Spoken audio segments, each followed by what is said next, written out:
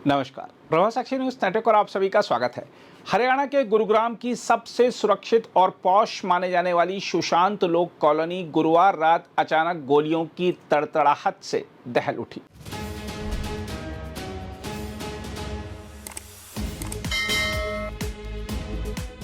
महज 2 मिनट तक चली जबरदस्त मुठभेड़ में 60 से अधिक गोलियां चलीं और पूरा इलाका रणभूमि में बदल गया। ब्रिटेन में बैठे कुख्यात गैंगस्टर दीपक नांदल के इशारे पर कथित रूप से 10 करोड़ रुपए की रंगदारी वसूलने और कारोबारी की हत्या करने पहुंचे 5 शूटरों को क्राइम ब्रांच ने चारों ओर से घेर लिया।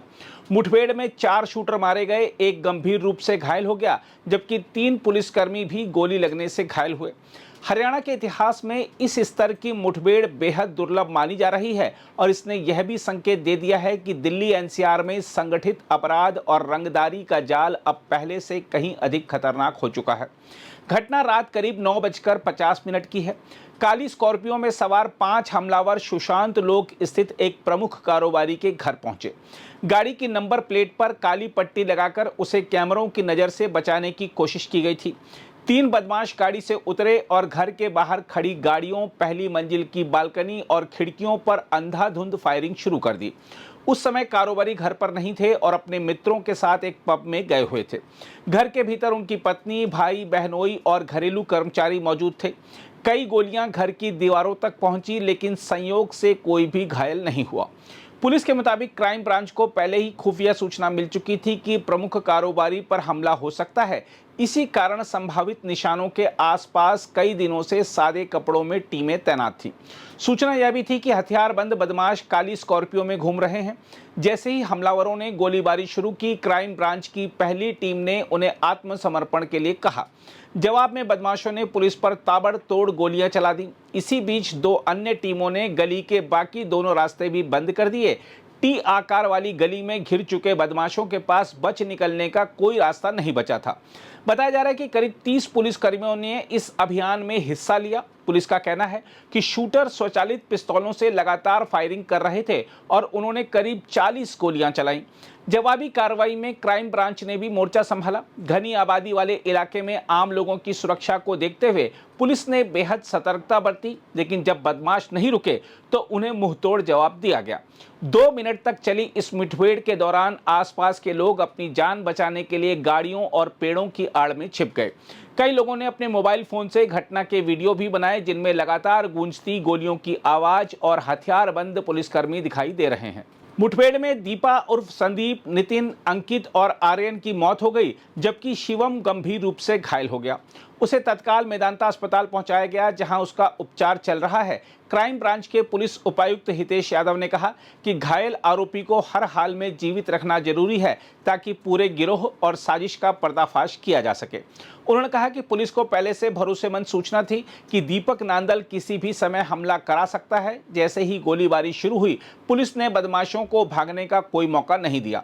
उन्होंने कहा कि इस कार्रवाई का मकसद यह स्पष्ट संदेश देना है कि गुरुग्राम और हरियाणा अपराधियों के लिए सुरक्षित ठिकाना नहीं बन सकते।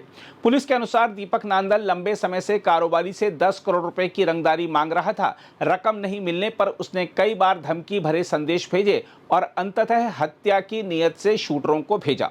मुठभेड़ के बाद फोरेंसिक और बैलिस्टिक विशेषज्ञों ने घटनास्थल से 5 पिस्तौल, 50 से अधिक खाली कारतूस, जिंदा कारतूस और गोलियों से छलनी स्कॉर्पियो बरामद की। जांच में यह भी सामने आया कि स्कॉर्पियो कई हाथों से गुजरने के बाद किराए पर ली गई थी।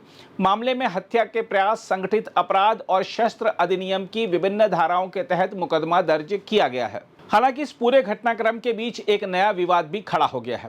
मुठभेड़ में मारे गए 3 युवकों आर्यन, अंकित और नितिन के परिवारों ने पुलिस के इस दावे को सिरे से खारिज कर दिया है कि उनके बेटे दीपक नांदल गिरोह से जुड़े हुए थे। रोहतक जिले के बालोट गांव के रहने वाले इन युवकों के परिजनों का कहना है कि उन्हें अपने बेटों की मौत की जानकारी शुक्रवार सुबह गांव के चौकीदार के जरिए मिली और इससे पहले उन्हें किसी भी तरह की आपराधिक गतिविधि की कोई जानकारी नहीं थी। परिजनों के अनुसार आर्यन 12वीं कक्षा का छात्र था और पिछले 2 वर्षों से भाला फेंक की तैयारी कर रहा था। उसके पिता प्रदीप का कहना है कि आर्यन के पास मोबाइल फोन तक नहीं था और वह नितिन के साथ गया था। उन्होंने कहा कि बच्चों को बहकाना आसान होता है, इसलिए उन्हें एक मौका मिलना चाहिए था। उन्होंने कहा कि कार्रवाई गैंगस्टरों पर होनी चाहिए थी, मासूम बच्चों पर नहीं।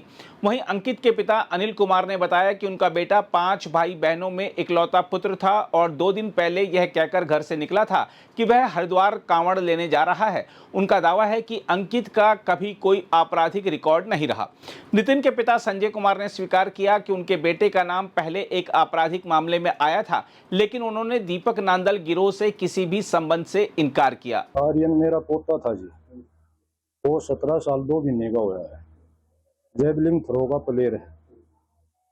8 तारीख को 10 बजे घर से बाइक मंगवाने के लिए गया था और उसका अपहरण कर लिया गया।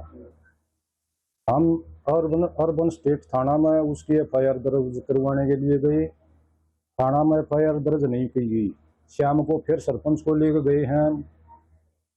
हमारा लड़का किडनैप कराया है, उस जान पूछ के उसका इनकाउंटर किया गया है, जबकि हमारी 3 पीढ़ी पर कोई ऐसी एफआईआर दर्ज भी नहीं है थाना में। खिलाड़ी कैसा था, कहाँ खेलता, क्या मेडल? राजस्थान में मेडल लेगा था, राजीव गांधी स्टेडियम में सुबह प्रैक्टिस करने जाता था। उभरता हुआ खिलाड़ी था, देश का नाम रोशन करता है। तो आपको क्या लगता है ये फर्जी इनकाउंटर? बिल्कुल फर्जी इनकाउंटर है। हमारा 3 पीढ़ी को कोई काम में भी रोड़ा नहीं है, वो तो थाना की बात है। अब क्या चाहते हैं? हम इंसाफ चाहते हैं गवर्नमेंट से। पुलिस ने क्या बताया आपको, कैसे पता था? हमने तो सुबह देखा है जी, जब पता लग गया है। दूसरी ओर पुलिस अपने दावे पर कायम है। अपराध शाखा के सहायक पुलिस आयुक्त नवीन शर्मा के अनुसार दीपा उर्फ संदीप के खिलाफ पहले से 14 आपराधिक मामले दर्ज थे, जिनमें शस्त्र अधिनियम और मादक पदार्थ से जुड़े मामले भी शामिल हैं। पुलिस का कहना है कि अन्य आरोपियों की आपराधिक पृष्ठभूमि की भी जांच की जा रही है। ऐसे में यह मुठभेड़ अब केवल अपराधियों और पुलिस के बीच हुई गोलीबारी भर नहीं रह गई है, बल्कि यह जांच का भी विषय बन गई है कि आखिर इन युवकों की भूमिका क्या थी और वे किस परिस्थिति में इस गिरोह के साथ पहुंचे। फिलहाल इतना तय है कि गुरुग्राम की इस मुठभेड़ ने संगठित अपराध, रंगदारी और युवाओं के अपराध की ओर खींचने जैसे कई गंभीर सवाल एक साथ खड़े कर दिए हैं। बहरहाल आइए देखते हैं इस मामले में पुलिस अधिकारी और स्थानीय लोग, जो कि घटना के प्रत्यक्षदर्शी भी हैं, उनका क्या कहना है। ये कल शाम को सूचना मिली थी कि ब्लैक स्कॉर्पियो के अंदर कुछ हथियारबंद युवक देखे गए हैं और इस सूचना के ऊपर पुलिस द्वारा नाकाबंदी की गई थी। और इसी दौरान सूचना मिली कि इन्होंने यह सुशांत लॉक एरिया के अंदर एक व्यापारी था, उसके ऊपर घर के ऊपर फायरिंग की है। और उस फायरिंग की सूचना मिलने पर पुलिस क्राइम टीम्स की हमारी टीमें यहाँ पे मौके पे पहुंची और जो पुलिस को मौके पे पहुंचते देख उन्होंने पुलिस को ऊपर भी फायरिंग स्टार्ट कर दी। पुलिस ने उनको सरेंडर करने के लिए कहा, लेकिन पुलिस के ऊपर उन्होंने फायरिंग की, जिसके अंदर हमारे 3 जवान घायल हुए।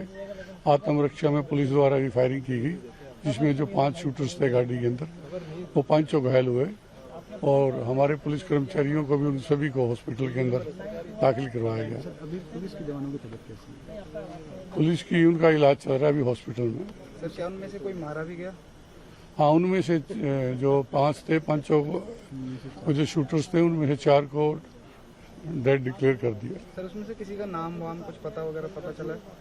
अभी उसके बारे में रिकॉर्ड की पुष्टि की जा रही है, उनकी शनाख्त की कार्रवाई जारी है। सर कुछ नहीं, मैं 9:30 के अराउंड जस्ट ऑफिस से आया था, तो मैंने कुछ शॉट्स के बाद सुने, तो मैंने लगा नॉर्मल पटाखे हैं, कुछ स्कायर शॉट्स चल रहे हैं, बट लगातार राउंड्स के बाद में चले तो गन शॉट्स चल रहे हैं। तो पुलिस भी भागते हुए जा रही, तो हम टेरेस में गए, हमने देखा कि वहाँ पर गन शॉट्स चल रहे थे काफ़ी सारे, और जो 2-3 लोगों को इन्होंने शूट डाउन करके गिराया। तो ये तो है ही है सर, अब कोई भी आ जाएगा, कहीं से फायरिंग चलेगी, तो गलत है ही है। अब देखो ना, एक सोसाइटी के अंदर जहाँ छोटे बच्चे भी हैं, कोई भी शाम 9 साढ़े 9 का टाइम है, एक ये टाइम है जब बंदा ऑफिस से वापस आ रहा होता है, तो ओपन फायरिंग चल रही है, तो ये तो रिस्क तो है ही है। चाहे पुलिस ने कम्प्लीटली बंद कर दिया था, किसी को आने जाने नहीं दे रहा था, जितना मैं देखा। अगर आप भी लेना चाहते हैं देश दुनिया की तमाम जानकारी, तो आज ही सब्सक्राइब करें हमारे चैनल को। साथ ही नीचे दिए बेल आइकन को जरूर दबाएं ताकि हर अपडेट आप तक पहुंच सके।